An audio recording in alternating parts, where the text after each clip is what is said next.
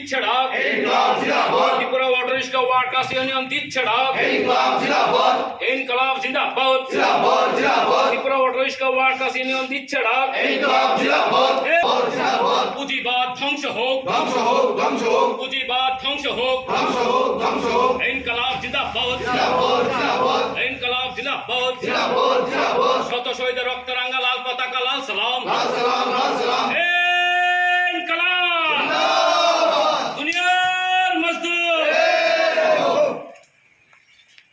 ইউনিয়নের 32তম প্রতিষ্ঠা দিবসে সিআইটির পতাকা উত্তোলন করবেন সিআইটি রাজ্য সম্পাদক মন্ডলীর অন্যতম সদস্য কমরেড তাপস গুপ্তা এবং আমাদের অটো রিক্সার পতাকা উত্তোলন করবেন ত্রিপুরা অটো রিক্সা ওয়ার্কার্স ইউনিয়নের। কিন্তু আমরা পাচ্ছি না। আমাদের মধ্যে একদম আমাদের লিডার সেই সদরের মধ্যে 3-4 জন, ডুকলির মধ্যে এরকম 3-4 জন এবং জিরানিয়ার মধ্যে এরকম 3-4 জন, আমাদের একদম যারা ধরেন সামনের সারির লিডার, তারা এই সময় একদম বাজে অবস্থায়, তারা জল হইতে বেরিয়ে পারছেন না। তাদের নাম আমরা নানা সিদ্ধান্ত করেছি আজকে এই প্রতিষ্ঠা দিবসকে সামনে রেখে আমাদের এই পশ্চিম জেলার অন্তর্গত বিভিন্ন এলাকায় প্রচুর আমাদের নেতারা জলের তলায় ছিলেন, 2 দিন 3 দিন ভাত খেতে পারছেন না, চোলা জ্বলতে পারছেন না। আমরা তাদের জন্য তো বিরাট কিছু করতে পারবো না, জানেন আমরা ছোট সংগঠন, গরিব সংগঠন, আমাদের বিরাট কিছু ফান্ড নেই, টাকা নেই, পয়সা নেই, বলতে কোনো আপত্তি নেই প্রকাশ্যে।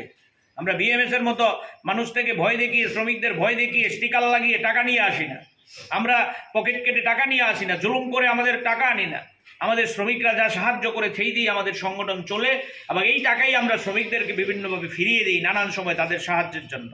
তাই চলুন, আজকে আমরা শপথ নিয়েছি যে আমাদের এরকম পশ্চিম জেলায় আমাদের লিডারদের মধ্যে যারা এরকম জলের তলায় ছিলেন তাদের পাশে আমরা কিছু সাহায্য নিয়ে দাঁড়াবো। আমরা পারবো না, শুধুমাত্র এটা সঙ্গতি জানানো তাদেরকে। এই সাহায্য দিয়ে তাদের কিছু হবে না, একবেলাও কিছু হবে না, কিন্তু আমরা তাদেরকে সঙ্গতি জানাবো যে না, শ্রমিকদের পাশে আমরা আছি। সর্বশেষ আমি বলবো, এখানে সিআইটির নেতারাও আছেন, তাদের কাছেও আমরা আবেদন করব, আপনাদের কাছেও আবেদন করব।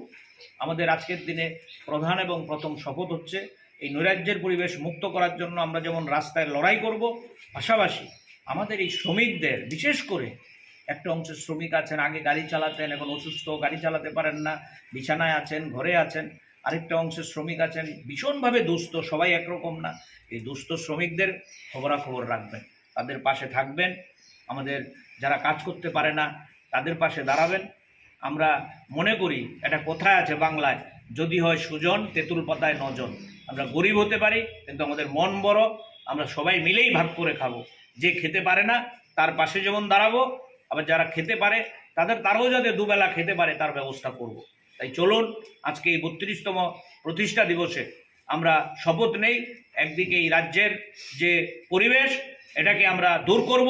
রাজ্যে আবার ওই 17 সালের আগে যে গণতান্ত্রিক পরিবেশ, যেখানে শ্রমিকরা, যেখানে বেকাররা, যেখানে নারীরা সবাই রাস্তায় নেমে তার অধিকারের কথা বলতো, পুলিশ তাদের লাঠিপেটা করতো না, গুন্ডারা তাদের আক্রমণ করতো না, এই গণতান্ত্রিক পরিবেশ আমরা সেখানে ফিরিয়ে আনবো।